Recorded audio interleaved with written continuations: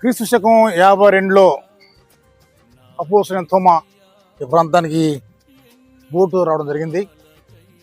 ఎక్కడి నుంచి వచ్చాడో బోట్లో మనకు తెలీదు, కానీ ఈ ప్రాంతానికి బోటు ఇక్కడే ఆయన బోటు విడిచిపెట్టి ఈ ఊర్లో ప్రవేశించాడు. మళ్ళీ ఆ బోటు జోలికి ఎప్పుడు పోలేదు. ఆయన ఈ ప్రాంతంలో ఈ ఊర్లో సేవ చేసి మొట్టమొదటి చర్చి కట్టాడు. పక్కన కేరళలో 7 రకాల చర్చి కట్టాడు.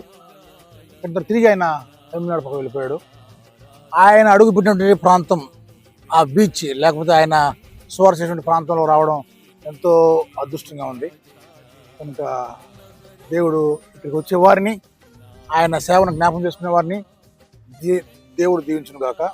అంతేకాకుండా మనము 2026 జూన్ 7వ తేదీ ఆదివారం సాయంత్రం టూర్గా బయలుదేరి మనం ఈ ప్రాంతానికి వస్తున్నాం.